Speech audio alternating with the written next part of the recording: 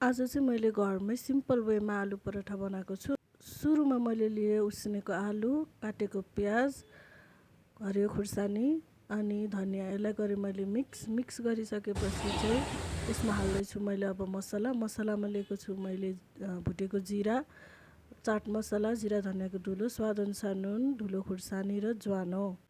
अब यसलाई हाल्छु म त्यो आलुको मिक्सरमा हालेर एकचोटि मिक्स गर्छु र मैले 2 घण्टा अगाडि नै पिठो मुसेर राखिसकेको थिएँ, त्यही भएर चाहिँ यतिको नरम भएको छ। यसबाट चाहिँ मैले सानो पोर्सन निकालेर चाहिँ पिठोमा एकचोटि कोट गर्छु। कोट गरेर चाहिँ यसलाई मैले कचौराको सेप बनाउँछु र यसमा हाल्छु मैले अघिको आलुको मिक्सचर।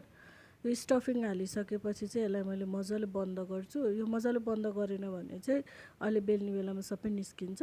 सो मैले चाहिँ राम्रोसँग बन्द गरेर पिठोमा एकचोटि कोट गरेर चाहिँ हल्का हातले मैले बेलेँ। हल्का हातले बेलेन भने चाहिँ च्यातेर फुटेर चाहिँ सबै भित्रको स्टफिङ बाहिर निस्किन्छ। मैले चाहिँ मिडियम हिटमा तावा बसालिसकेको थिएँ अनि त्यसमा चाहिँ मैले मजाले हालेर सेकेँ अनि मैले हालेको छु तेल माथिबाट। तपाईँहरूले घिउ बटर जे हाल्दा पनि हुन्छ। अनि मैले यसलाई फर्काइ मजाले पाक्ने गरी पकाएको छु न। त्यो पिठो चाहिँ मजाले पाक्नुपर्छ भित्रैसम्म। अनि अब चाहिँ हाम्रो रोटी रेडी भयो, पराठा रेडी भयो। यसलाई खाएँ मैले गोलभेडाको अचार र चिल्ली ओइलसँग। Thank you for watching.